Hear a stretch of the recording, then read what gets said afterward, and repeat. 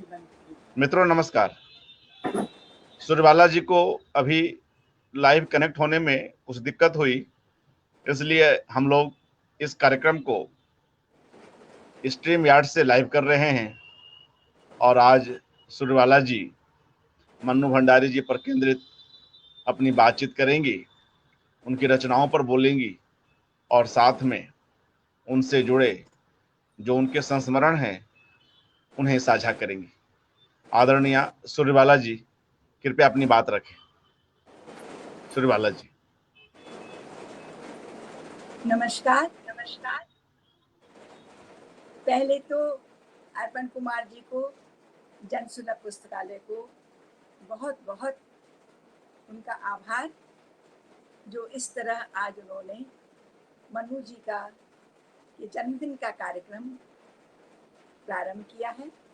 आज मन्नू जी के जन्मोत्सव का 5वां दिन है। मुझे बहुत अच्छा लग रहा है। हिंदी के उस कथाकार का जन्मोत्सव जिसे मैं बहुत आदर देती हूँ, बहुत सम्मान देती हूँ, और मुझे लगता है कि मेरे जैसे बहुत से लोग ऐसे होंगे जो मुझसे सहमत होंगे और मेरे इस सम्मान भाव में शामिल भी होंगे। अब मैं दोबारा आप लोगों से, इतनी देर हो गई है, आप लोगों से सभी से क्षमा मांगती हूँ। हालांकि ये यंत्र है और इसमें मेरा या किसी का भी कोई भी कसूर नहीं है। हमेशा इस पर इतनी अच्छी तरह आ जाता था, आज इसके पता नहीं क्या इसमें खराबी आई। तो मैं आपसे ये कह रही थी कि मन्नू, मुझे कोई एक बार बता दे कि आवाज़ आ रही है, क्योंकि 3-4 बार ये ट्रायल हो चुके हैं और कोई ये बता सके कि आवाज़ आ रही है। बहरहाल मैं बोलना शुरू करती हूँ कि मेरे लिए ये दिन बहुत महत्वपूर्ण है और मैं अक्सर अपने से पूछती हूँ कि क्यों महत्वपूर्ण है। मैंने बहुत अच्छी अच्छी रचनाएं दूसरे रचनाकारों की पढ़ी हैं, दूसरे रचनाकारों के लिए भी उतना सम्मान है, उतना ही सद्भाव है, लेकिन मन्नू जी के लिए क्यों ये विशेष है, इसके लिए मैं स्वयं अपने आप से प्रश्न करती हूँ कि ऐसा क्या है मन्नू जी के लेखन में और उससे भी बढ़ करके मन्नू जी के व्यक्तित्व में, क्यों, कैसे। और एक बहुत बड़ा सच मैं आप लोगों से ये शेयर करूं कि मैं कभी मन्नू जी की घनिष्ठ नहीं रही हूँ, कभी मन्नू जी की बहुत आत्मीय भी नहीं रही हूँ। बहुत ज़्यादा कहीं संगोष्ठियों में भागीदारी करना या जाना आना, ये मेरे स्वभाव में भी नहीं रहा और ये मेरी जीवन शैली में भी नहीं रहा। मैंने हमेशा कहा कि मैंने एक रचनाकार का न जीवन जिया है, न दिनचर्या, न मेरी जीवन शैली। हमेशा मेरी प्राथमिकता पर ये घर और एक गृहिणी के बहुत बड़े दायित्व रहे हैं। और उनके बीच से आपको आश्चर्य होगा सुन करके कि मुझे लिखते हुए लगभग 18-20 वर्ष हो गए थे। 18-20 वर्ष में तो एक लेखक युवा से वयस्क होने लगता है, और मैं तब तक बहुत सारी रचनाएं, एक उपन्यास तक आ चुका था। मैंने मन्नू जी की आपका बंटी, महाभोज और उसके पहले की बहुत सी रचनाएं भी पढ़ ली थी, लेकिन जैसा कि मैंने बताया आपको कारण, मैं किसी से नहीं मिली थी, किसी भी रचनाकार से कहीं बाहर निकली नहीं थी, तो मैं हमेशा उसी से संतुष्ट थी। जब मेरे बेटे की शादी हुई और मेरी बहू दिल्ली की, वो आई, मैंने उससे ऐसे ही पूछा, वो मिरांडा हाउस की पढ़ी हुई थी, तो मैंने उससे कहा कि मिरांडा हाउस में तो हमारी एक हिंदी की कहानी लेखिका भी है, वहाँ शिक्षिका। तो जैसे उसने सुना, कहती कौन, मैंने कहा मन्नू भंडारी। जैसे उसने सुना, उसका चेहरा इतना खिल गया। आप ये सोचिए कि साहित्य का, हिंदी साहित्य का और लेखन साहित्य के बारे में कुछ भी न जानने वाली एक लड़की, उसने कहा मम्मी वो तो हमारी बहुत प्रिय शिक्षिका थी। हमारी बहुत प्रिय टीचर थी।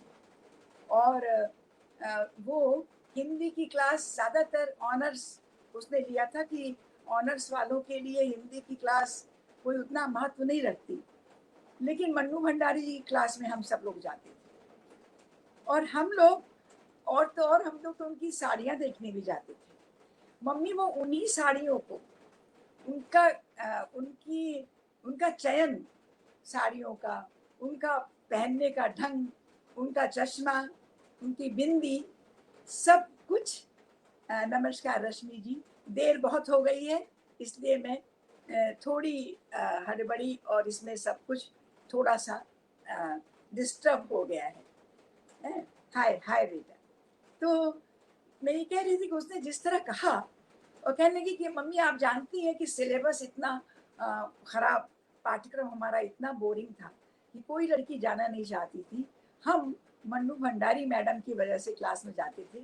यहाँ तक कि पाठ्यक्रम इतना बोरिंग था कि उसमें पथिक शीर्षक कविता थी तो चलती चली जाती थी। तो बड़े प्यार से हम लोग से कहती थी कि कहती उनकी तरह कोई दूसरी टीचर बोलती ही नहीं थी। कहती थी कि बच्चों पढ़ लो, बच्चियों पढ़ोगी तो इस कम से कम ऑनर्स मिल जाएगा। नहीं रत्ना जी नमस्कार, पढ़ोगी नहीं तो तुम लोग को बी ऑनर्स से रह जाओगी। तो पढ़ लो बच्चों, उनका कहना, बच्चियों, इस तरह की बातें कहती थी, इस तरह प्यार करती थी, इतने सहज भाव से कि वैसे कोई दूसरी टीचर नहीं करती थी। तो ये बात खैर आई गई हो गई, बहू आई चली गई। बहुत दिन हो गए थे और मन्नू जी उस समय, मैं फ्लैशबैक से मैं चलूंगी और थोड़ी बेतरतीब हो भी गई हूँ, आगे पीछे चलता रहेगा मेरा। तो बहुत दिन हो गए थे और मेरे पास एक निमंत्रण आया। निमंत्रण तो संगोष्ठियों के आते रहते थे, जाती नहीं थी। तो वो प्रेमचंद सृजन पीठ में होने वाले कथा कुंभ, बहुत बड़ा महासम्मेलन लेखकों का था, जिसमें हर पीढ़ी का लेखक प्रतिनिधित्व कर रहा था। और प्रेमचंद सृजन पीठ की अध्यक्षा मन्नू भंडारी थी। जो निमंत्रण आया मेरे पास, उसमें उसके नीचे, इस निमंत्रण के नीचे मन्नू भंडारी का उनके हाथ से लिखा हस्ताक्षर था। पता नहीं क्यों इस तरह की मन्नू जी की चीजें पढ़ते हुए, आपका बंटी तो मेरी बहुत बहुत प्रिय रचना है और मैं हमेशा इसी लेखन पर जब बोलना शुरू करती हूँ तो वो शुरुआत में आपके बंटी की शकुन से करती हूँ।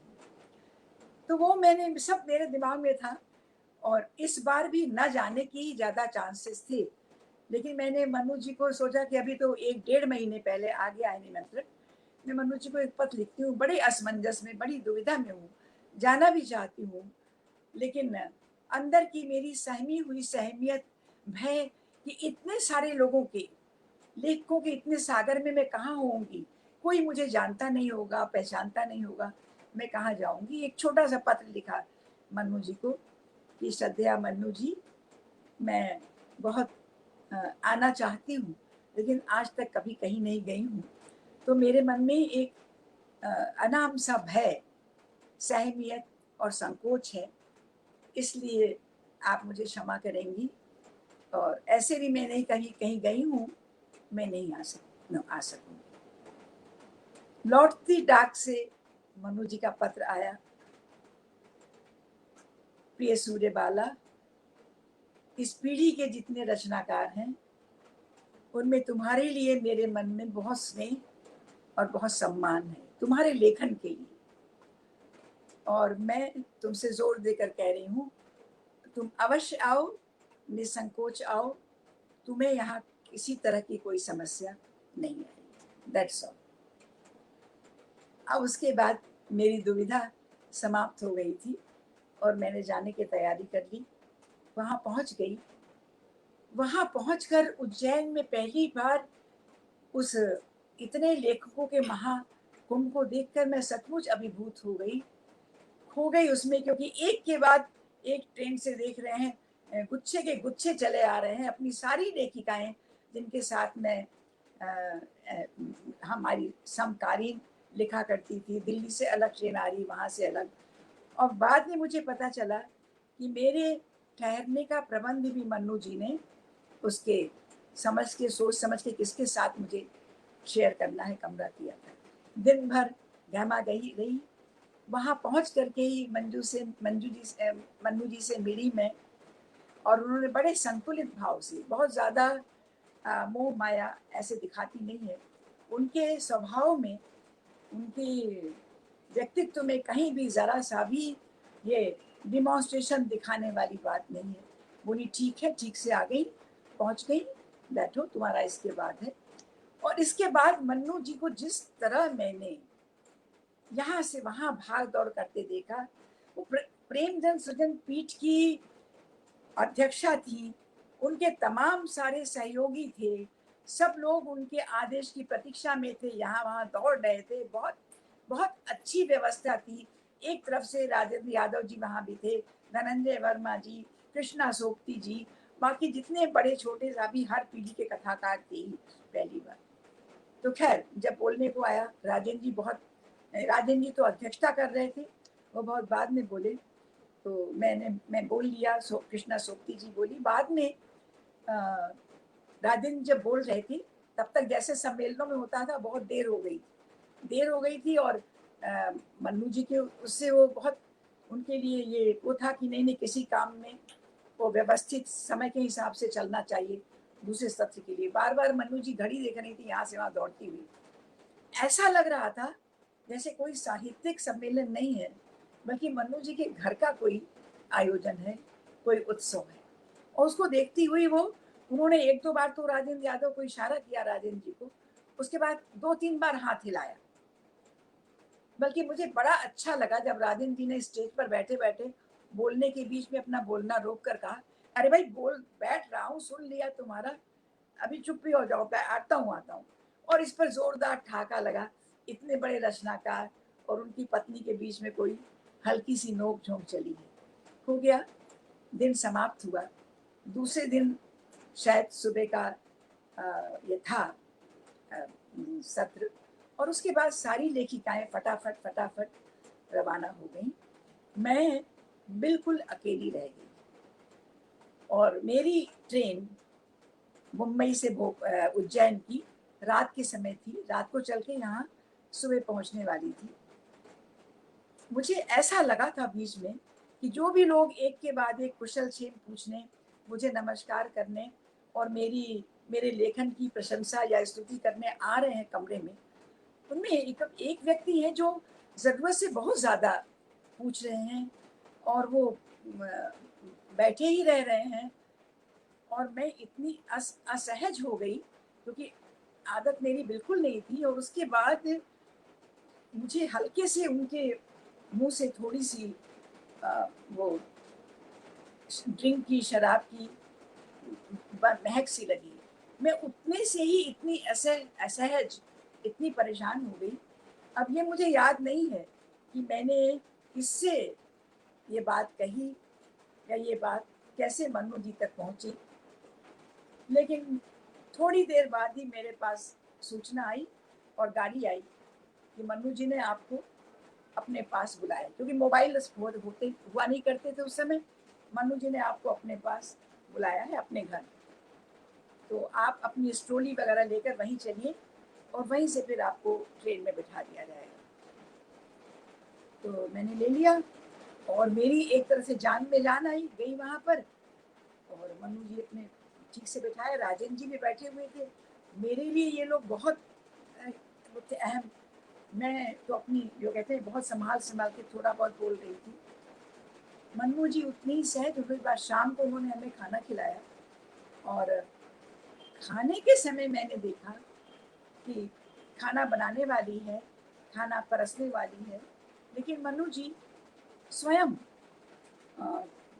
चपातियाँ बन रही हैं, उनको टेबल पर ला रही हैं, मुझे और राजेंद्र जी को खिला रही हैं। चाहती तो बड़े आराम से वो बैठती और साथ में खाती।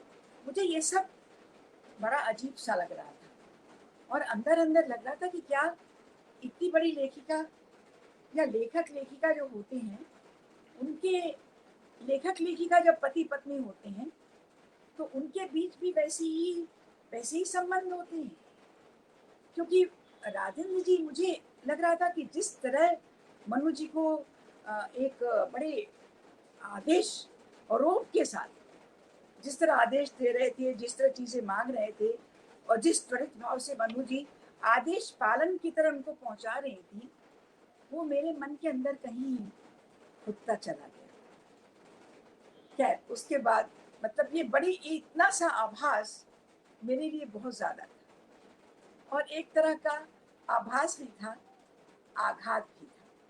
और उसके बाद मुझे मनु जी ने मैंने देखा कि पहुंचाने वालों में वो व्यक्ति भी थे जो मेरे लेखन की बहुत प्रशंसा कर रहे थे और नहीं चल रहे थे। उनके साथ मनु जी ने एक और व्यक्ति को बुलाया और उनको, जैसे कहते हैं, दूर से सहेजा, समझाया कि सूर्यबाला को ट्रेन में बिठाने के बाद ही लौटना। तो वो मुझे सचमुच बहुत ही विनम्रता से मुझे लाए, ट्रेन में बिठाकर बिल्कुल मुझे व्यवस्थित करके रुके रहे, और ट्रेन में जब विसिल दी तभी वो उतर गए। तो इतनी सी बात थी, लेकिन मैं आपको बताऊं कि एक एक छोटी छोटी उसकी जो कड़ियां हैं ना, जो उसके लम्हे हैं, क्षण हैं, मनु जी के जो चेहरे के भाव हैं, जो सहजता है, जो सादगी है, और राजेंद्र जी के चेहरे पर, उसके पहले मैं कुछ नहीं जानती, राजेंद्र जी के चेहरे धीरे धीरे थोड़ा बहुत अनुमान लगने लगा। और इसके बाद एक और ऐसी घटना है कि मनु जी आई थी बॉम्बे, मुंबई आई मनु जी, और मुझे सुधा के घर ठहरी थी। मालूम पड़ा कि आ रही हैं और 3-4 दिन में ठहरेंगी बॉम्बे में। तो मैं सोच रही थी कि हाँ, यहाँ आएंगी, ठहरेंगी, तो मैं उनको एक दिन अपने घर में बुलाऊंगी। थोड़ा संकोच भी था कि अपने घर में वो लेखन और साहित्य वाली बात तो कोई हो नहीं सकती है, क्योंकि हमारे सारे लोग घर में हैं, रहते हैं हमेशा, तो वो सहजता और रिलैक्स हम नहीं हो पाते। इसके पहले की एक बात और भी बताऊं आपको कि नोएडा गई थी मैं बेटे के यहाँ, तो उन्हीं बहू और उन्हीं बेटे से मैंने कहा कि एक दिन मनु जी को ले आओगे, तो बेटे कहा हाँ मैं ले आऊँगा। मैंने फ़ोन पर बात की थी और वो तुरंत तैयार हो करके बेटे के साथ आई थी। बेटे ने और मेरी बहू जो उनकी छात्रा रह चुकी थी, उससे बड़ी अच्छी तरह बात की। और उसके बाद फट से मेरे बेटे ने मुझसे कहा था, सुनो तुम इनसे पूछना कि ये इनका नाम महेंद्र कुमारी था। मैंने कहा क्या बात कर रहा है, इतनी बड़ी लेखिका, और मैं उनसे ये इस तरह की बातें पूछे जाऊंगी। कहता क्या बड़ी लेखिका, पूरे रास्ते पर तो हमसे खूब आराम से बातें करती आई, और इतना पूछने में क्या है। मैंने कहा नहीं। 2 मिनट बाद मेरा बेटा ही आकर मुझसे पूछता है, आंटी ये बात बताइए, आपका नाम महेंद्र कुमारी था? तो इसके बदले कि हाँ कहें या मुस्कुराएं, उसके दूर से देखकर ही, तुम्हें कैसे मालूम? मतलब वो ये जानने में ज्यादा उत्सुक थी, इसको कैसे पता चला। तो ये बहुत छोटी छोटी चीजें हैं जो उनकी बला की सहजता, वो मेरे मन में एक ही अंकित होती गई। अब मैं बता रही हूँ, जब मनु जी मुंबई आई, सुधा के घर में है, ठीक है आ जाएंगी, मैं बुलाऊंगी, देख लेती हूँ। अभी उस समय मेरे पास ड्राइवर भी नहीं था, तो ड्राइवर का इंतजाम करूंगी, भेजूंगी, बात करूंगी, तब बुलाऊंगी अवश्य। एक दिन दरवाजे की घंटी बजती है और मैं दरवाजा खोलती हूँ, तो सामने रसगुल्ले का टिन लिए मनु जी खड़ी। वो मेरी गालिब की तरह वो हालत हो गई कि कभी हम उनको, कभी अपने घर को देखती हैं। मनु जी आप?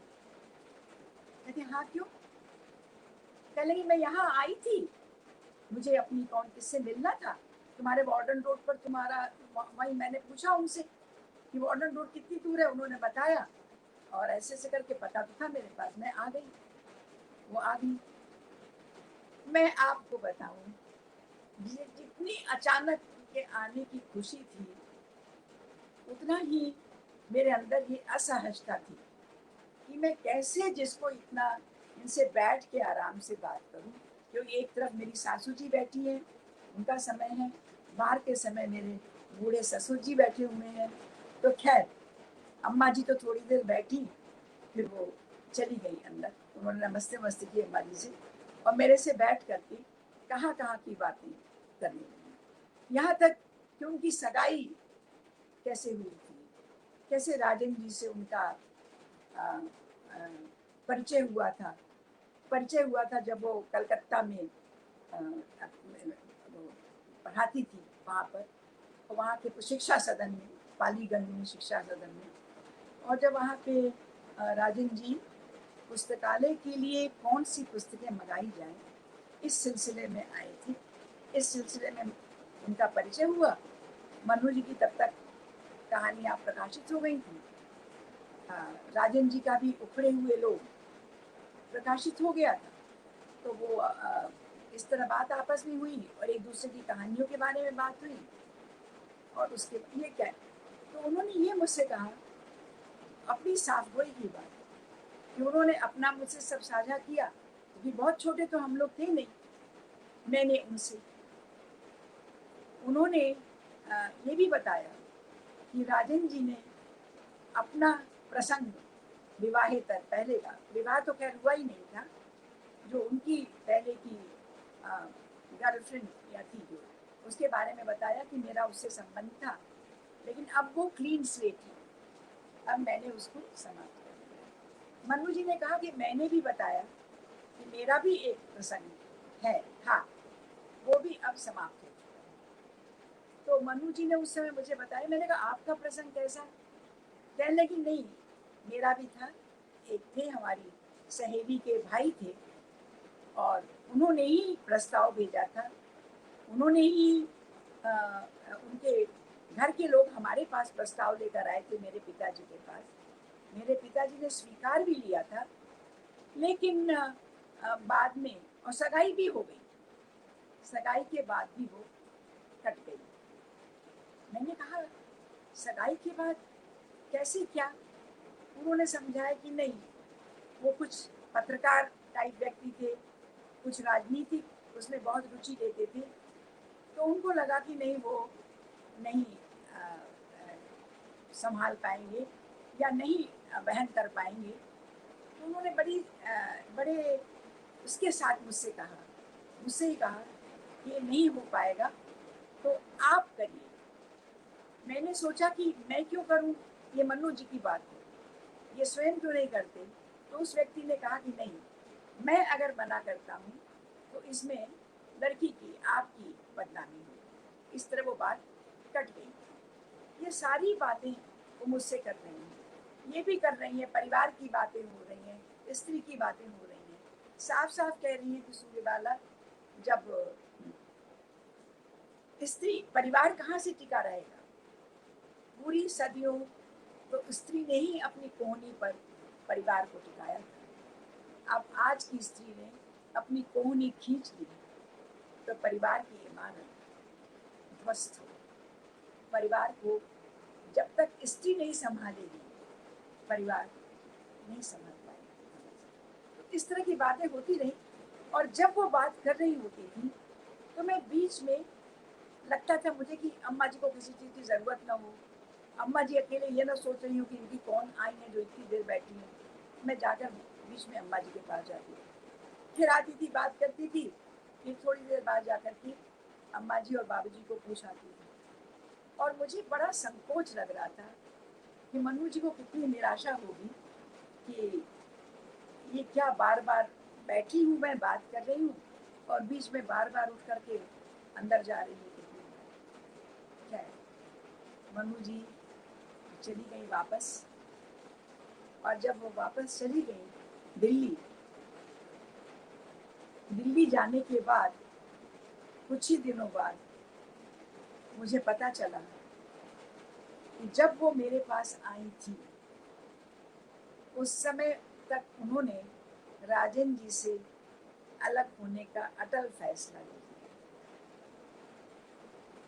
और उस अपनी भीषण उद्विग्न मनस्थिति में वो अपने को इतना स्थिर, इतना स्थिति प्रज्ञ बनाए हुए थी और उसी में वो मुझसे मिलने भी आई और वहाँ से मन्नू जी ने मुझे 8.5 पेज का गजिन लिखा हुआ एक पत्र भेजा जिसमें उन्होंने राजेंद्र जी से पहले की अटल अलग होने की पहले की अपनी सारी स्थिति, अपनी मनस्थिति और अलग होने के बाद की और सारा कुछ, सारे अपने द्वंद, सारी अपनी उद्विग्नताएं वो मेरे उस पत्र में लिखती चली गई थी। मुझे लगा कि ये पत्र मेरी कितनी बड़ी उपलब्धि है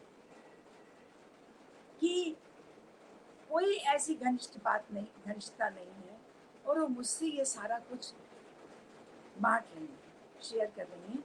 और एक चीज़, 2 वाक्य जो उन्होंने लिखी थी उस खत तो खो गया। कल मैंने बहुत तलाशा था वो खत कि किसी तरह मिल जाता है, पता नहीं कहाँ, कहीं किधर मिसप्लेस हो गया है। उन्होंने उसमें 2 पंक्तियाँ लिखी थी कि जब मैं तुमसे बात कर रही थी और तुम बीच में बार बार अम्मा जी बाबू जी के पास जा रही थी, वो मुझे बहुत अच्छा लगा सूर्यबाला। और मुझे लगा कि बुढ़ौती में, मेरे बुढ़ापे में और कोई हो न हो, सूर्यबाला है। इतनी अभिभूत हो गई थी मैं उनके वाक्य से। उस मनस्थिति में आना, बैठना, लिखना, सोचना और मुझे पत्र लिखना, जबकि मैं कोई उनकी आत्मीय नहीं थी। लेकिन उससे भी बड़ा पछतावा मेरे पास आज तक ये है कि मन्नू जी का एक छोटी सी बात मैं रख नहीं पाई और अपने इन्हीं सारे ढेर सारे जिम्मेदारियों की वजह से संयुक्त कुटुंब की, मैं मन्नू जी का कोई उनकी देखभाल अपने चाहते हुए भी अपने मन का मैं कुछ भी नहीं कर पाई। लेकिन उतना वो भी जान गई थी, कभी कभी जाना बस हुआ। कभी उनके पास कुछ ऐसा ही रहा कि जब भी मैंने उनके पास जाना, बैठना चाहा, तभी भी कुछ ना कुछ इस तरह की अड़चन आई। एक बार तो मेरे पति बोले कि हाँ चलो, मैं तुम्हें ले चलूँगा और मैं रास्ते में कहीं उतर जाऊँगा, क्योंकि मैं चाहती थी कि मैं अकेली जाऊँ मन्नू जी के पास। तो हमने कहा ठीक है, और वो चलते गए बहुत लंबी दूरी, नोएडा से लेकर हौज खास तक की। और वो चलते ही गए। मैंने देखा कि वो तो रास्ते में उतरे ही नहीं। बड़ी अंदर से झुंझुलाहट हुई। मैंने कहा आप तो रास्ते में उतरने वाले थे। कहले नहीं, तो लेकिन अब नहीं उतरने का मन है, चलो मन्नू जी के पास ही चलते हैं। मेरा भी मन्नू जी के पास चलने का मन है। मुझे बड़ी कोफ्त हुई।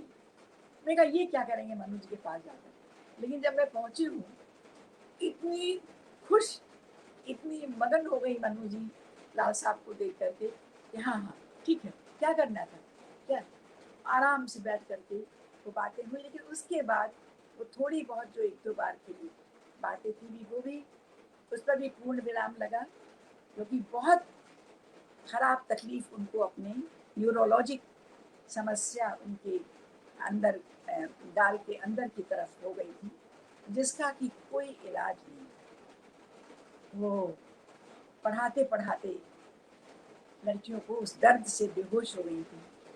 और जब उसकी डायग्नोसिस हुई, आप सब लोगों को ये सब बातें मालूम ही होंगी शायद, तो डॉक्टर कह रहे हैं कि सिर पकड़ लिया कि इस बीमारी का तो कोई इलाज भी नहीं है, कोई इलाज नहीं है, सिर्फ दर्दनाशक गोलियाँ।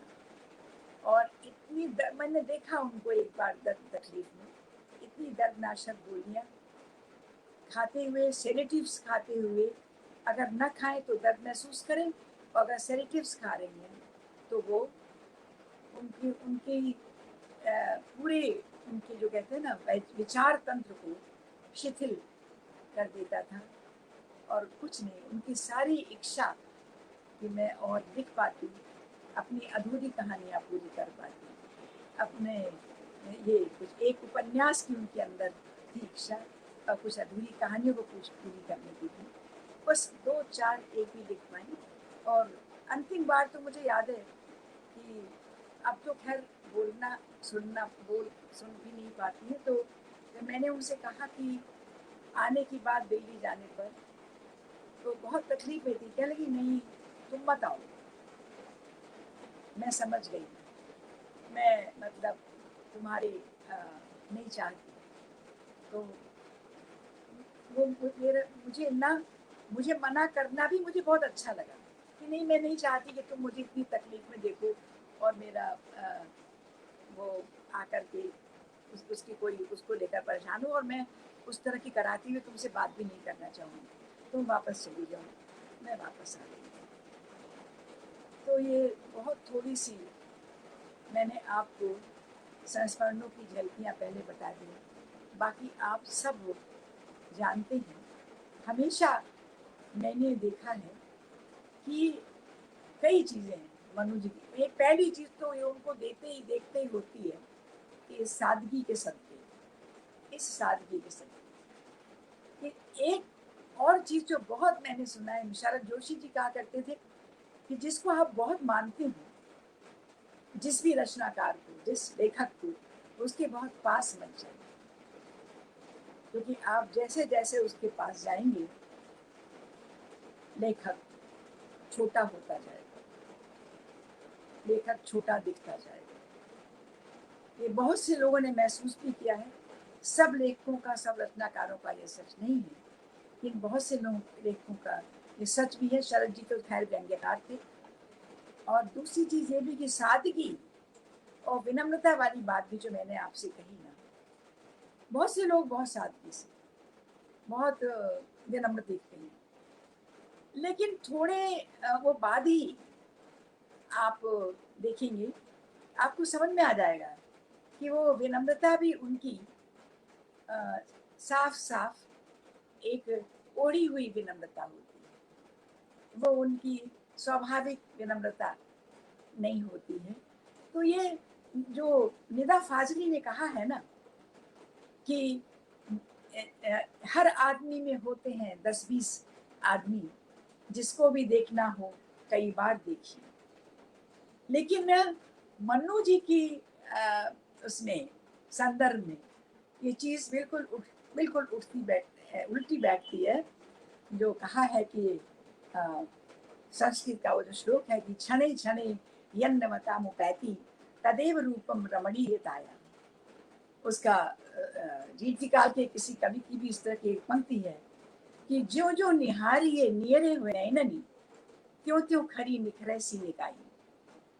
तो मन्नू जी को मैंने ऐसा पाया है कि जैसे जैसे आप उनके पास होते हैं, उनसे आप पास होते जाते हैं, उनकी उनकी निखार, उनकी वो और बढ़ती जाती है। जैसे और उपलब्धि और आप लाभ रहे। अब तो जो नहीं मिल पाए हैं उनसे, जो नहीं जानते हैं, उन्हें उनकी सिर्फ बात ही बता करके और अपनी उपलब्धियों का तो उन्हें मतलब खुश होना, बच्चों की तरह खुश होना एक अलग बात है। और उस पर एक दम्भ और एक अहंकार होना अलग बात है। और सबसे बड़ी चीज़ मुझे तो लगता है कि अभी तक हमारी वरिष्ठ पीढ़ियों में बहुत बड़ी बात है कि मन्नू जी ने जो लिखा वही वही जिया, ठीक वही जिया। ऐसा बहुत कम होता है जो पूरी जिंदगी, पूरी उम्र उसी तरह अपने को एक तरफ रखकर तटस्थ भाव से जीता चला जाए। मैं एक बल्कि जो ये चीज़ बता रही हूँ, खाली मैं ही नहीं, मुझे हिंदी के बहुत अच्छे कथाकार हैं ओमा शर्मा जी, तो उनकी मुझे एक साक्षात्कारों की पुस्तक मिली। तो उसमें उन्होंने मनु जी का भी साक्षात्कार लिया है और मनु जी साक्षात्कार देने के तो बिल्कुल पक्ष में नहीं थी। कितनी बार तो उन्होंने ऐसी बात कही है कि किसी का फोन आया और उसने कहा कि ऐसी ये है, इसलिए है, ये इस सिलसिले में, और ये इन कागज़ों पर और इस अनुमति पत्र पर आपसे हस्ताक्षर लेने थे, ये था। तो अब मन्नू जी उसको कह रही हैं कि ठीक है, आप डाक से भेजिएगा और मैं आपको हस्ताक्षर करके दे दूँगी। तो उसको कहना पड़ा कि सिर्फ़ हस्ताक्षर नहीं, मुझे आपके पास आना भी है। तो मैंने सुना है कि मैंने देखा भी है वो दरबार लगाते हुए। एक बड़ा ही सो कॉल्ड दरबारे आम और दरबारे खास वाला हिसाब-किताब होता है। लोग जहाँ होते हैं वो इसका एक वो अभिन्न अंग होता है। नहीं तो वो जाना कैसे जाता है? एक बार मेरी तो हाँ एक कहीं गोष्ठी थी और वो आने वाले थे, तो वो बार-बार फ़ोन आ रहा था, जो कहानी पाठ करने वाले थे, लेखक, उनका फ़ोन आ रहा था। मैंने पूछा कि फ़ोन किसका आ रहा है? वो आए क्यों नहीं अभी तक? तो पता चला कि वो बार-बार पूछ रहे हैं कि कितने लोग आए अभी? कितने लोग इकट्ठा हुए? मतलब कहानी पढ़ने आ रहे हैं अपनी कहानी, तो वो कुछ लोग इकट्ठे हो जाएँगे, वो हो जाएगा, तो उसके बीच से वो एंट्री लेने वाली जैसी बात हुई हमेशा। और इसके साथ जुड़ा क्या है? विशिष्टता बोध। बहुत अच्छा लगता है जब आप किसी खूब सहज से, शरद जी भी ऐसे ही थे, कि आप बैठिए और आपको लगे कि ये आप में से ही, वो सामने का इतना बड़ा रचनाकार आपको अपनी अपनी आपके उस लेवल पर आ जाएगा। वो आपके साथ आपके सामने आकर बैठेगा। मुझे पता है भीष्म जी का भी ये था।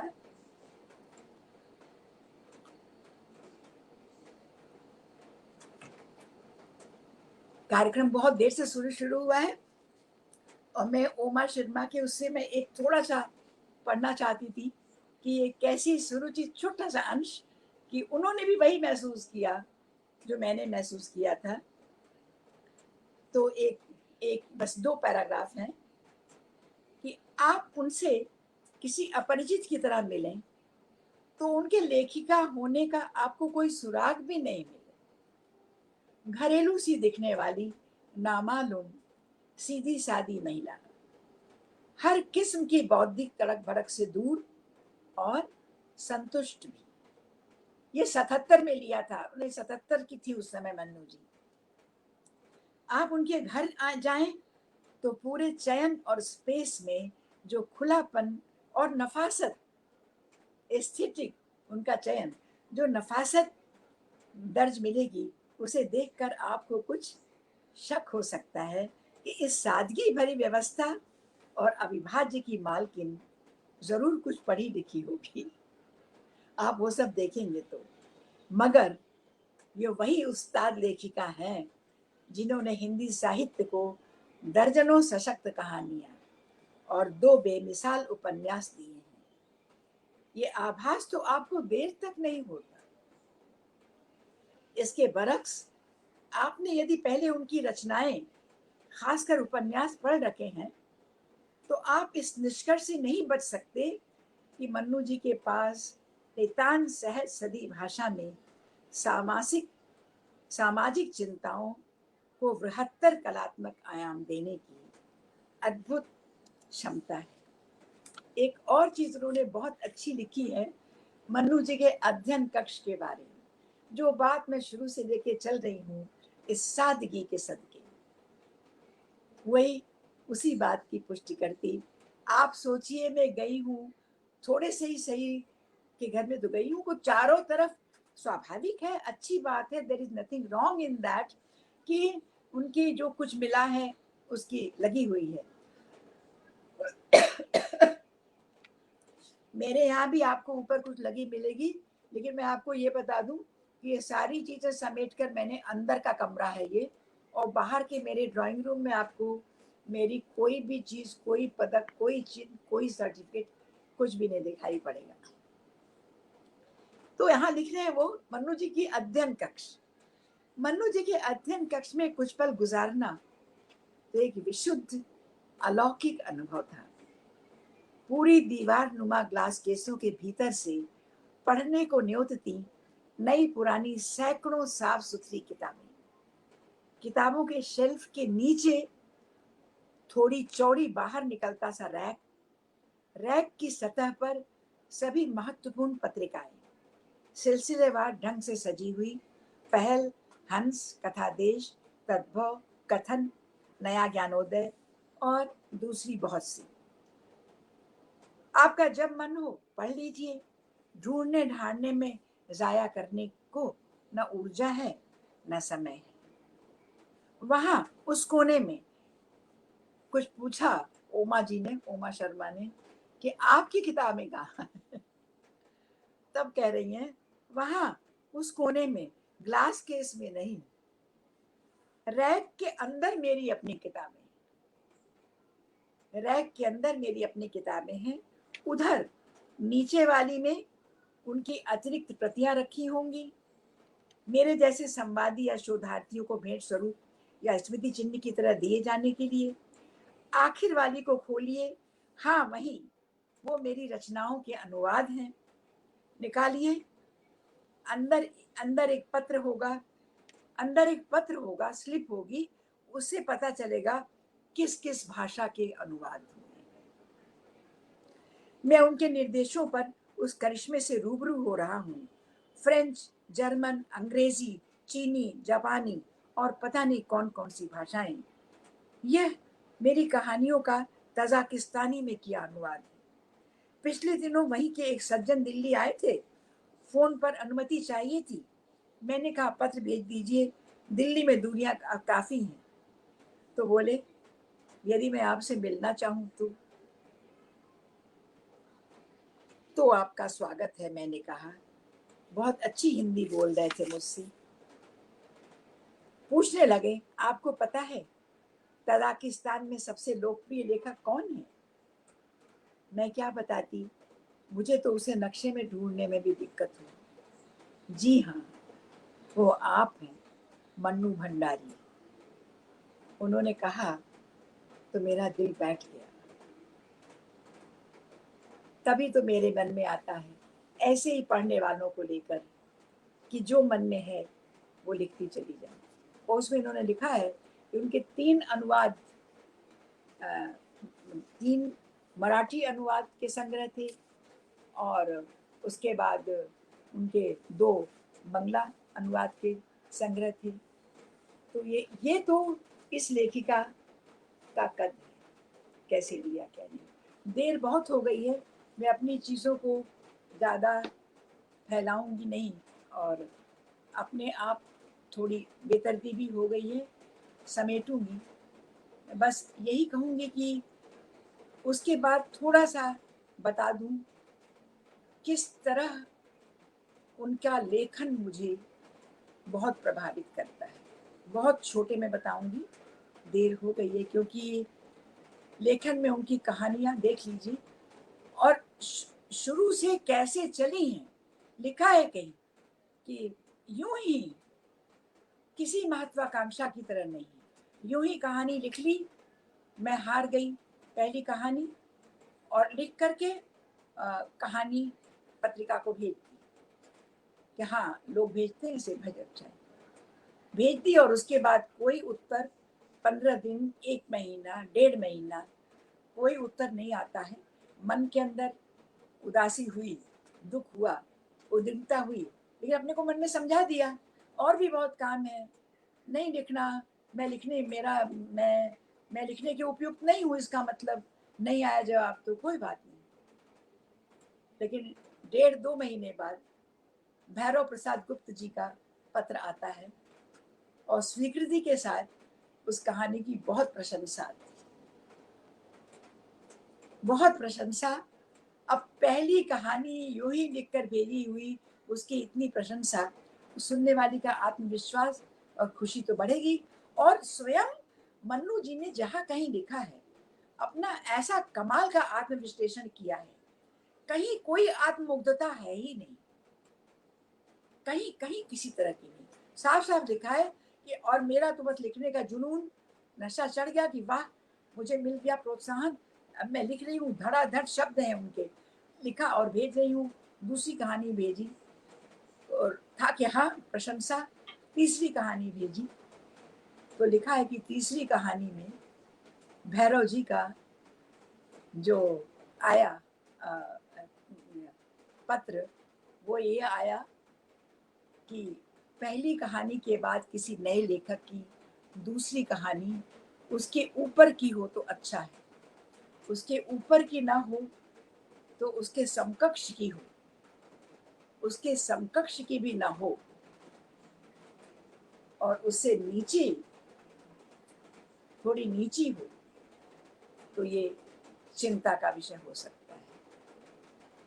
मैं कहने लगी कि इतना महत्वपूर्ण पत्र ये था मेरे लिए, और मेरी पूरी हवाई उड़ान को, हवाई उड़ान क्या, वो तो प्रकृति नेचर थी उनकी, लेकिन वो अपनी खुशी नहीं छिपा पा रही थी।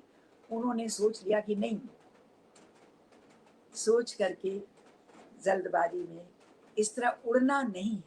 और इतनी जमीनी लेखिका मेरे सामने आई, मेरे सामने किसी चंद्रबाला, शायद वो, उन्होंने लिखा कि मुझसे बताया भी था कि वो पढ़ाती थी तो मनु जी की एक कहानी उनको पढ़ानी थी, शायद 9th-10th में ऐसे ही, और उस कहानी का शीर्षक मैं भूल रही हूँ, लेकिन उसमें ये था कि दादी पोता, मतलब बेटे आते हैं, कुछ कारण रहता है, क्योंकि बहू फिर से प्रेग्नेंट रहती है कि माँ तुम इसको रख लो बच्चे को, क्योंकि उसको शहर में परेशानी होगी, 2 बच्चे को कैसे पालेगी।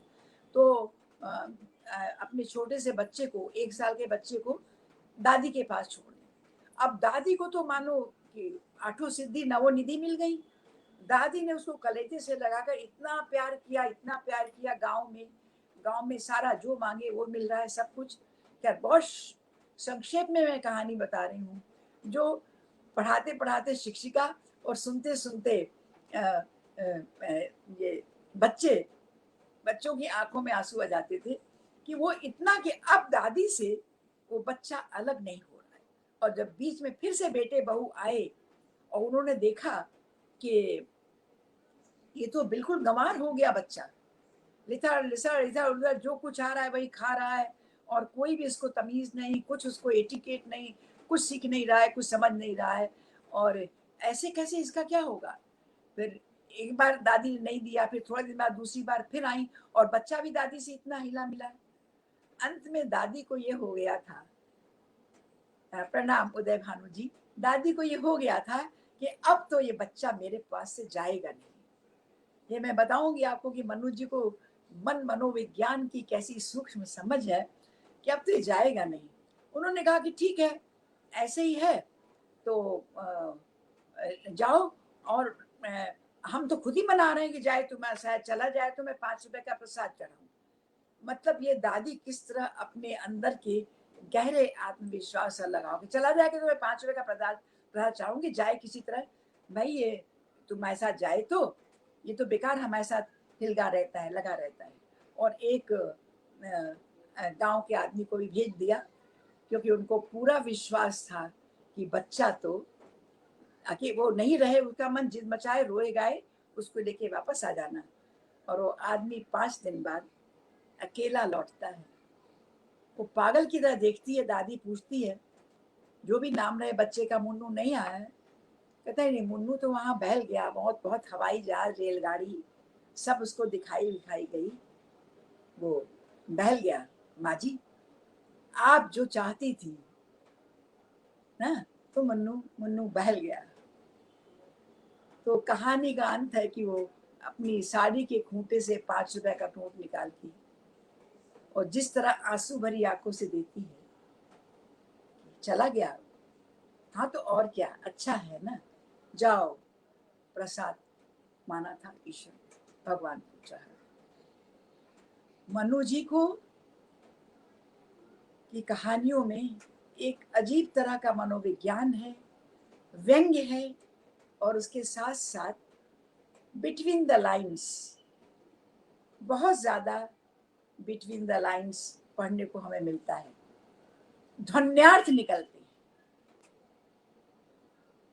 तो ये जो इस जितनी कहानियां उनकी, यही सच है। आप देखिए, और उनके लेखन की रेंज को आप देखिए, क्या मनोविज्ञान को आप देखिए, व्यंग्य को आप देखिए, तुलसी को आप देखिए, ये जो कहते हैं गहरी मार्मिकता को आप देखिए, और ये सारी चीज को सहेजते हुए, सारी चीज को समेटते हुए उनकी जबरदस्त पठनीयता।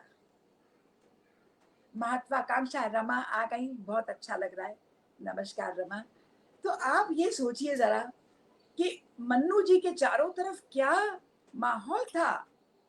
बहुत ही क्लोज उनके कौन थे, साठोत्तरी कहानी, नई कहानी की त्रयी उनके साथ थी, राजेंद्र यादव, कमलेश्वर, मोहन राकेश। जिन लोगों ने कि साहित्य में इतनी गहमा गहमी मचा रखी थी, इस तरह की कि पुराने पुराने वरिष्ठों को वो किसी तरह से बेदखल कर दें, ओवरटेक करके नई कहानी को ऊपर लाएं, साठोत्तरी कहानी बाद में आई ऊपर लाएं, और जोड़ दिया मन्नू भंडारी का नाम भी नई कहानी के साथ जोड़ दिया। चला, मन्नू जी को कोई परवाह नहीं, कहीं से उनका का नाम जोड़ दो, कहीं से उनका नाम घटा दो, चलिए। और उसमें आप देख लीजिए, ये मैं सारे नए बीच में नए लिखने वालों से कहने को मैं कहती हूँ कि टिकता सिर्फ लेखन और कुछ नहीं टिकता। कोई गहमा गहमी, कोई उछल कूद, घमासान कर लीजिए, वो मिलेगा आपको बहुत कुछ, त्वरित फास्ट फूड मिल जाएगा आपको, लेकिन टिकेगा आपका बंटी, टिकेगा महाभोज, टिकेगा यही सच है। यही सच की तरह जाने कितने सच मन्नू जी ने अपनी कहानियों में बेपनाह सादगी से उठाए हैं। और उनकी प्रिय कहानियां, वो कहती हैं कि हाँ, प्रिय कहानियां उनकी त्रिशंकु है, स्त्री सुबोधनी है, यही सोचा। पहले की कहानी जो उनकी हर कहानी लिखने के साथ चर्चित हुई, पाठकों ने लगातार उन्हें संबंध किया है, और उन पाठक को कोई काट नहीं सकता। मैं वही बात बार बार की कई बार आज फिर दोहराऊंगी कि समीक्षकों को, आलोचकों को, उनके पास बहुत से लिहाज संकोच होते हैं, मित्र भाव का लिहाज होता है, उनको बहलाया फुसलाया जा सकता है। सारे समीक्षक मुझे क्षमा करें, लेकिन पाठकों को नहीं। क्या खूब पाठकों की अपनी रवानगी होती है, वो उनका रचनाकार तो उनके पास वो रहेंगे और रहेगा ही उनके पास।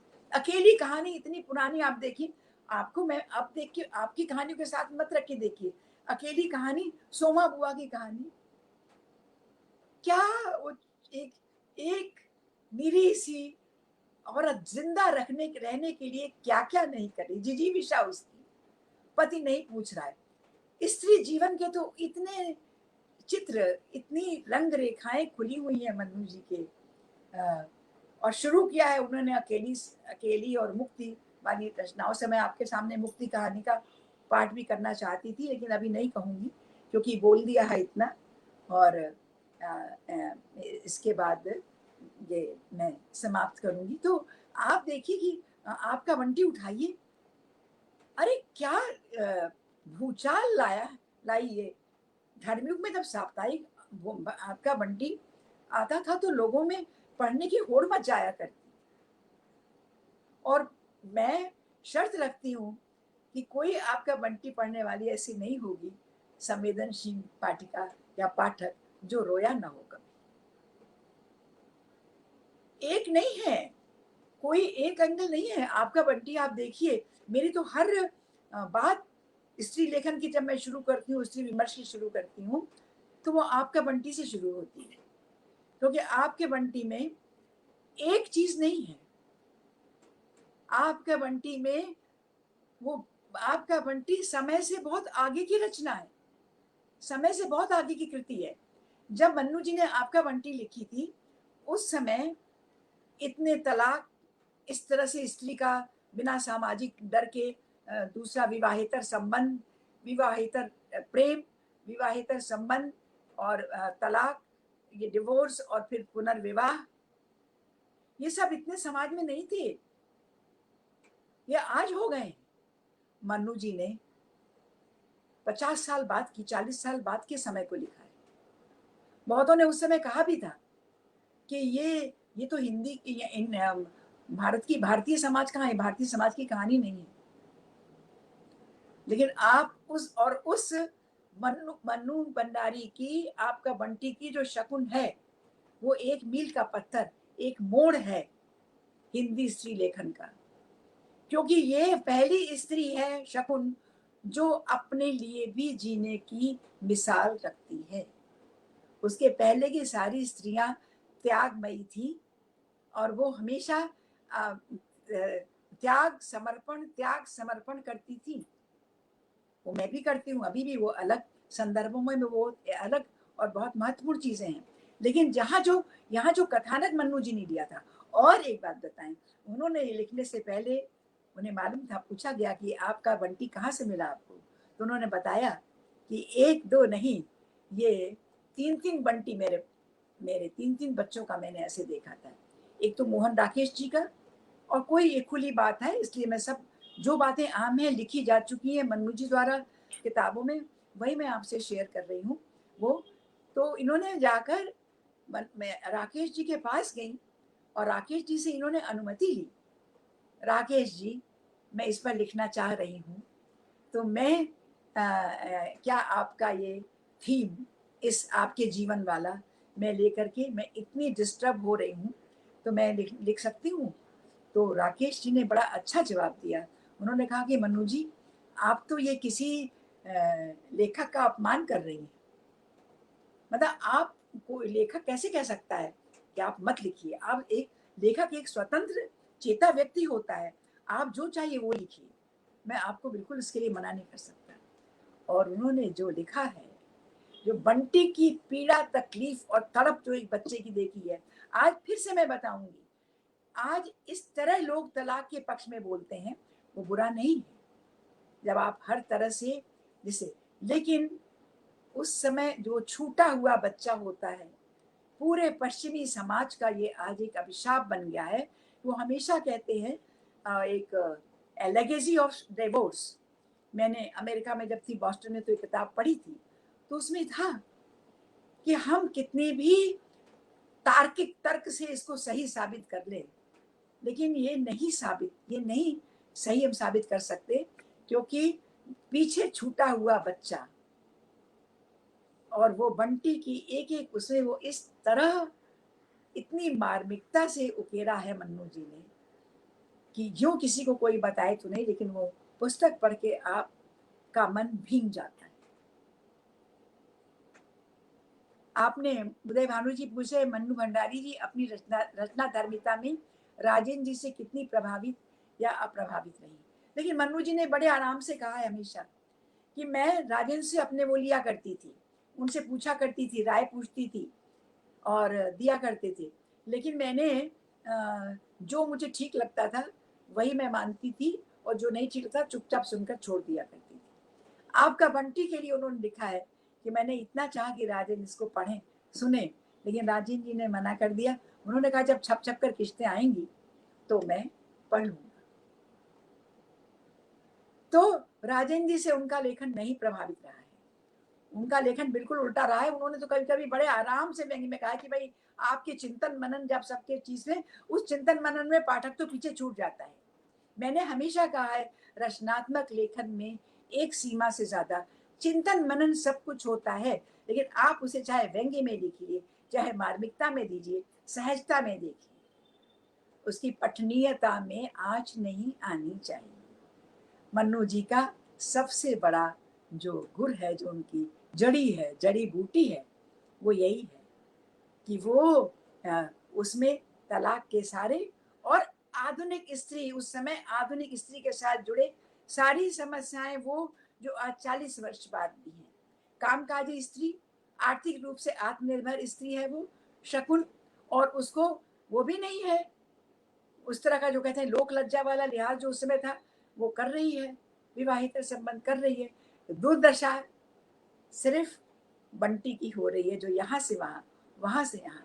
और सबसे और जो बंटी का मनोविज्ञान है, बाल मनोविज्ञान, लोग मुझे कहते हैं कि मैडम आपको बूढ़ों और बच्चों का मन आपने कैसे पढ़ा। लेकिन मैं कहती हूँ कि बच्चों का मन और बूढ़ों का मन भी पढ़ना है तो मन्नू जी को देखिए। तो जो मैं कहती हूँ कि इस कलम की को प्रणाम करती हूँ मैं। और मनु जी नहीं इस समय सुनने करने लायक है, लेकिन मैंने तो हमेशा उन्हें एकलव्य की तरह ही हमेशा दूर दूर से ही उनको सराहा है, उनका सम्मान किया है। और उसके बाद आप देखिए, आपके बंटी को कोई काट ही नहीं सकता था, कहाँ से कोई करेगा। पढ़ भी रहे हैं और उसके बाद वो सिलेबस में भी है और उसके तमाम अनुवाद हो रहे हैं। और उसके कुछ वर्षों बाद ही 27 दिन में 25 दिन में एक उपन्यास लिखे जा रहे हैं। उपन्यास लिखना क्या होता है। बहुत ठीक कह रही है आप रजवंत राज जी, आपका बंटी आज भी सामयिक है, बाद में भी रहेगा, हर घर की कहानी है, लेकिन वो देख करके भी हम उसे उस तरफ लौट नहीं पा रहे हैं। और उसके बाद जो महाभोज आती है, मुझे सबसे बड़ी खुशी हुई थी, मैं अभिभूत चमत्कृत रह गई थी कि वो वही समय था जब हमारे सारे हाईब्रोज ये समीक्षक और पुरुष वर्चस्वी साहित्य जगत के सब महिला लेखन को ड्राइंग रूम लेखन पढ़ी लिखी स्त्रियों का शगल ही मानते रहते थे। और बहुत कुछ उसमें शुरुआत में था भी उसके, लेकिन स्त्री हर लेखन में उसमें हर तरह का लिखा जाता है, सामान्य भी लिखा जाता है, अच्छा भी लिखा जाता है, बेहतर। हम किसी को किसी एक उससे नहीं एक अंतिम सत्य बना सकते कि इसमें तो यही लिखा जाता है। अरे किसी एक उसके साथ तो होता नहीं है ये। कोई एक रचनाकार भी कुछ सामान्य लिखता है, कुछ बहुत अच्छा। लेकिन मन्नू जी का इस तरह आपके बंटी के बाद जो महाभोज आई, उसने उन सबके मुंह बंद कर दिए जो महिला लेखन के लिए कहा करते थे कि खाली घर आंगन का लेखन है। हालांकि घर आंगन के लेखन को मैं बहुत गहरा मानती हूँ। घर आंगन इतने छोटे नहीं होते, इतने सकरे नहीं होते जितना लोग समझते हैं। घर आंगन के ऊपर पूरा समाज, पूरा विश्व टिका होता है। ऐसे ही नहीं, घर आंगन से ही सूत्रपात होता है सबका। और आप घर आंगन पर लिख रहे हैं या महाभोज या राजनीति पर लिख रहे हैं, लिखना विषय नहीं महत्वपूर्ण होता, महत्वपूर्ण होती है आपकी पकड़, आपकी गहराई, आपकी संवेदना, आप कितने गहरे तक पहुंचे हैं। और मन्नू जी ने वही अपना चमत्कार दिखाया है। जो मार्मिकता दिखाई थी उन्होंने आपका बंटी में, उसका रुख बिल्कुल मोड़ दिया महाभोज में आकर। महाभोज में इतनी बड़ी, मैं उसे व्यंग्य का मतलब भ्रष्ट, राष्ट्र के भ्रष्ट चरित्र का मानस कहती हूँ कि उन्होंने मतलब सिर्फ एक ऐसे ही राजनीतिक, उन्होंने साफ साफ लिखा कि बेलची कांड पर आधारित मैंने लिखा।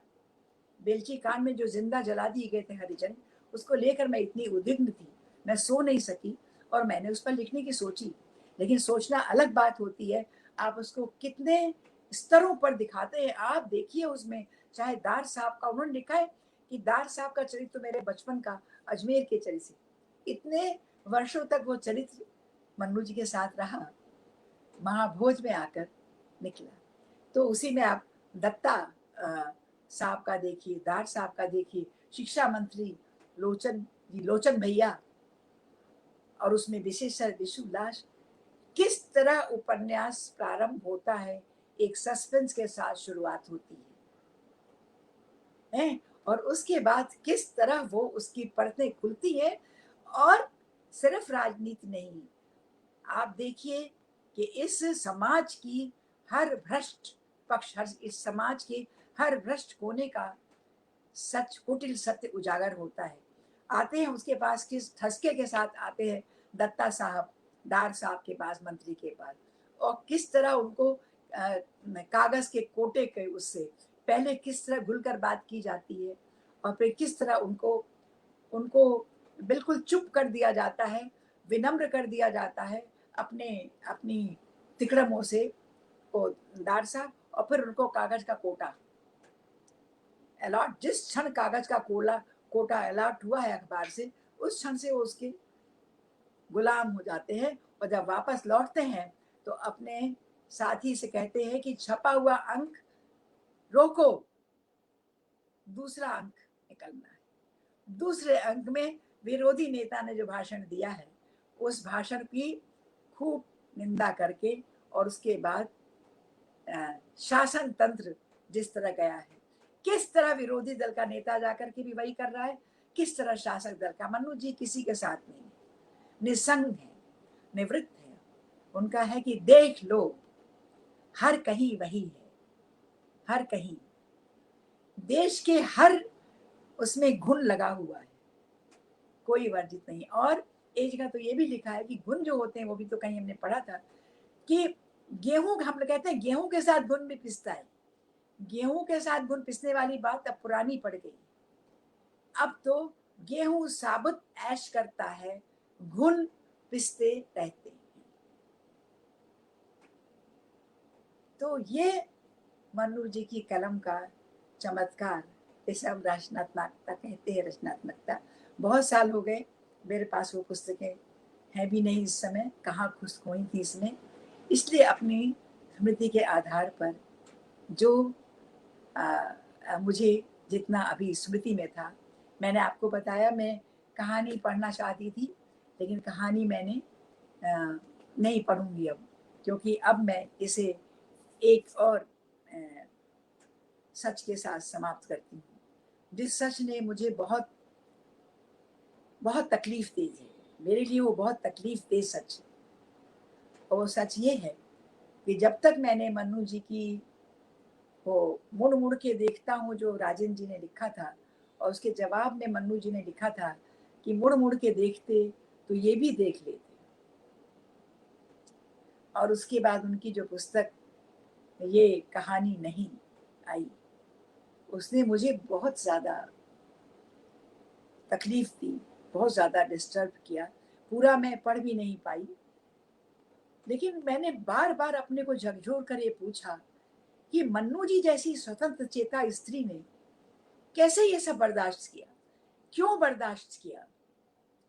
इतनी मानसिक यंत्रणा, इतना मानसिक शोषण कैसे बर्दाश्त करती गई वो स्त्री, जिसने कि इतना, जो इतनी स्वतंत्र चेता थी, जो अपनी कलम में इतनी मजबूत है, वो जीवन में इतनी कमजोर क्यों पड़ी। लेकिन जवाब भी मैंने ही अपने आप को दिया। वो ये था कि मन्नू जी कमजोर कहीं से नहीं पड़ी, विजेता मन्नू जी ही रही, अजेय रही मन्नू जी, हारी नहीं वो कभी जीवन में। वो उनके ऐसा व्यक्ति, उनके ऐसा मजबूत व्यक्तित्व हुई, उनकी ऐसी मजबूत स्त्री ही उन मानसिक यंत्रणाओं को झेल सकती थी। इतनी बड़ी मानसिक यंत्रणा कि जिसने प्रेम विवाह के उसमें किया हो, किन उम्मीदों के साथ किया हो कि मुझे मिलेंगे अपनी तरह के ऐसा पति, कैसे ऐसा जीवन साथी जो हमारे लेखन में, हमारे उसमें हमारा साथी होगा, हम वैचारिक आदान प्रदान करेंगे, हम एक दूसरे की कहानियों कृतियों के साझीदार होंगे।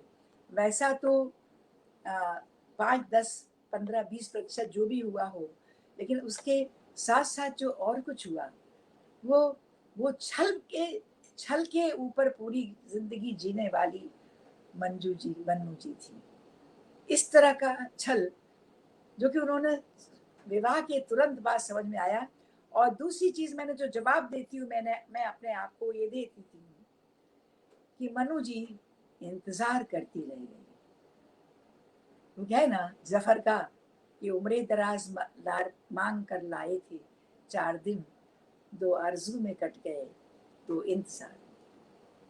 लेकिन इससे भी बहुत सशक्त तीसरा जवाब भी मैं ही अपने आप को देती हूँ। उसके लिए मन्नू जी को संभाला उनकी कलम ने, उनके अंदर के आत्म ने, उनके अंदर की जो इतनी मजबूती थी, उसने मन्नू जी को समझाया, क्योंकि मन्नू जी बराबर लिखती रही और मन्नू जी ने जो लिखा उस पर पाठक जिस तरह निछावर हुए, जिस तरह उसके मंचन, महाभोज के मंचनों ने तो एक कीर्तिमान स्थापित किया आपके बंटी को। तो इतना कुछ इसके भरोसे मैं फिर से नए रचनाकारों को ये कहूंगी, आपको सहारा आपकी कलम देगी और कोई नहीं देगा। आपके साथी आपकी कलम देगी, कलम से वो लिखिए जो आप लिख सकते हैं। मनु जी ने यही कहा बार बार कि मुझे जो अच्छा लगता है वो मैं लिखूंगी। उनसे तमाम ये सब इन्होंने बहुत लिखा है, बहुत अच्छा लिखा है, कमलेश्वर जी का, राजेंद्र जी का, मोहन राकेश का, लेकिन ठीक है, बड़ी ऊंची चीजें हैं, किताबों में बंद है। मनु जी ने पहली सीढ़ी से लेकर अंतिम मचान तक मनु जी हैं, विराजमान है, अजय। और लेकिन सब कुछ बर्दाश्त करने के बाद शरीर की एक सीमा होती है, कहीं ना कहीं उनको असर तो होना था, और वो हुआ इस न्यूरोलॉजिक कष्टप्रद तकलीफ के साथ। तो इसे मैं मन्नू जी की हार नहीं मानूंगी, ये नियति थी जिसने, या मैं जो भी मान लेती हूँ, पर मन्नू जी को मैं अजेय मानती हूँ। और एक और बात देखिए, खत्म करते करते याद आ गई कि उन्होंने सिर्फ लिखा नहीं, बीच में एक बड़ा मार्मिक प्रसंग कहीं आया है इसमें कि उनकी बेटी, दो चीजें, उनकी बेटी के लिए था कि नहीं रचना, वो देखिए जो तकलीफें और जो कुछ यंत्रणाएं मन्नू जी ने सही, वो अगर कोई दूसरी माँ होती तो उस बेटी को पिता के खिलाफ करती नहीं, आपसे आप उसकी उनकी गतिविधियों से होता। मन्नू जी ने उसको सायास रोका, और ये है क्योंकि आपके बंटी की जो शकुन है वो उसको हॉस्टल भेज देती है और कर देती है, लेकिन मनु जी का था कि वो पूरा कुछ रचना को, बेटी को मिले, माता पिता दोनों का स्नेह, माता पिता दोनों का। मनु जी ने उसको पिता का सम्मान करना ही सिखाया। मैंने देखा है माओ को जो पति उनके ऊपर करता है वो सब अपनी बच्चों से, बेटियों से, बच्चों से। मनु जी ने ऐसा कुछ नहीं किया, कुछ भी नहीं, वैसे ही। और एक बार इतना आत्मधिक्कार उनके घर आया कि जब वो लिखने गई थी आपका बंटी, और लिखने के बीच में आती थी घर, कहीं लिखा है उन्होंने स्वयं, तो घर आने पर रचना, छोटी रचना, उनको देखा खरोंच, तो रोती हुई रचना मिली।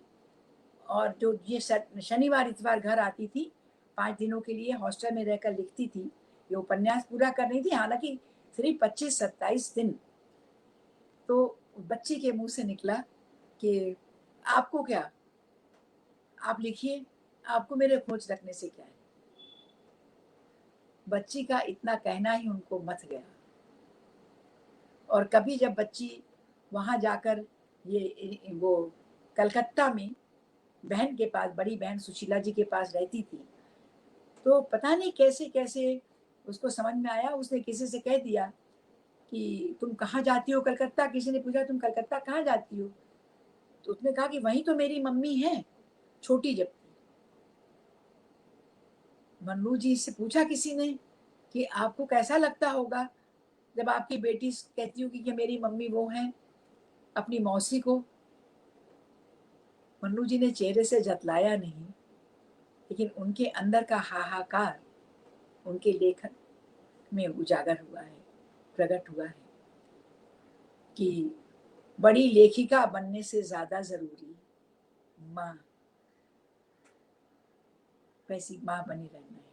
और उन्होंने झिझोड़ झिझोड़ कर, प्यार करके, फुसला कर, पहला कर, कहकर रचना को एश्योर किया, रचना को समझाया, छोटी सी बच्ची को, कि मैं मम्मी, मैं हूं तुम्हारी, प्यार बहुत करती हैं, इसलिए मैं कहती हूँ कि हाँ वहाँ भी जाओ।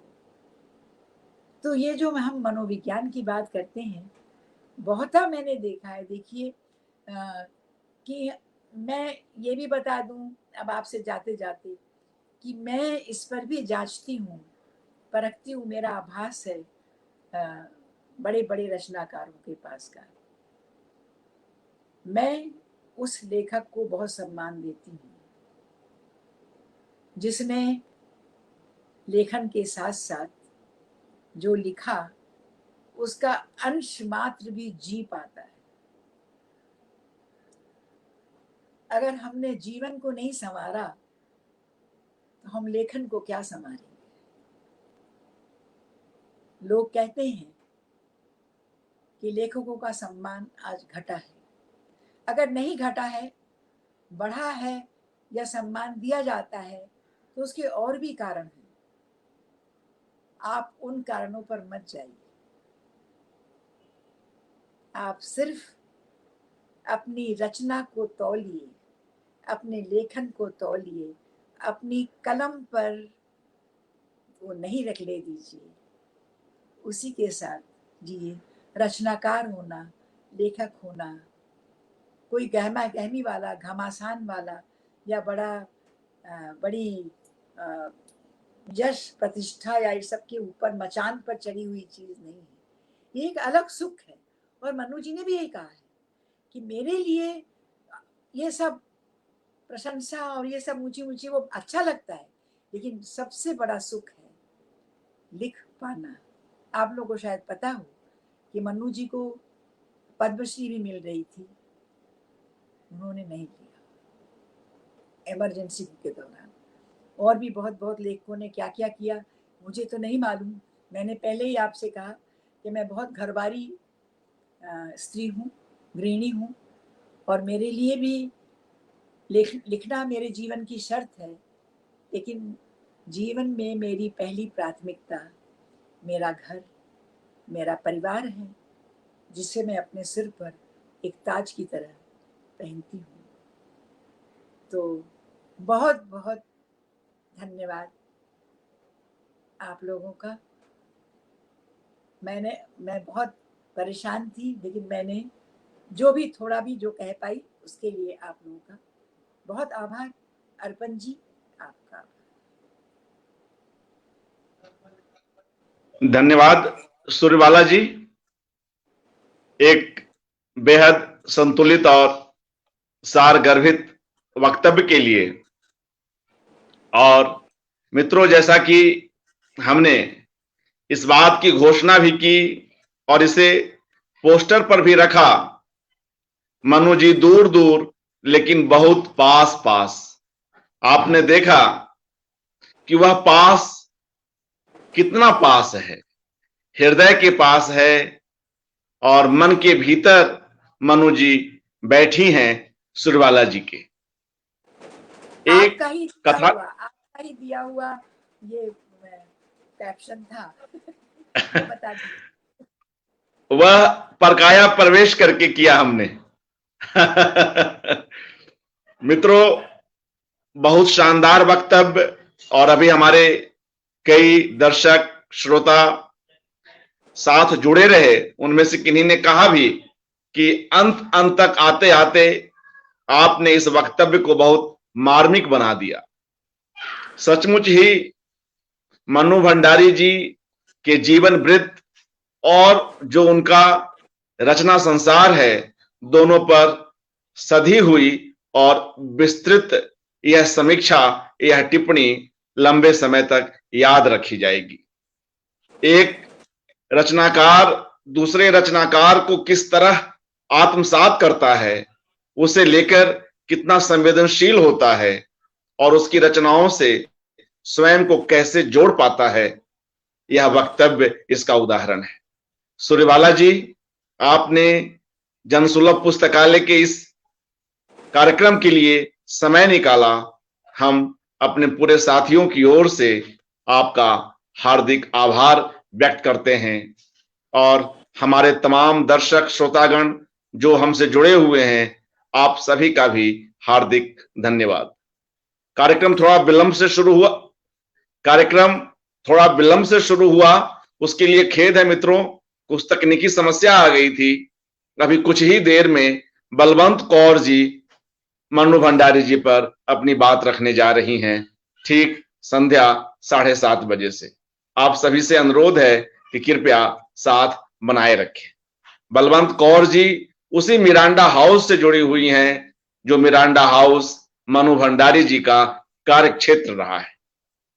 तो वे उनकी किताबों पर, कॉलेज पर और उनसे हुई उनकी मुलाकातों पर अपनी बात रखेंगी।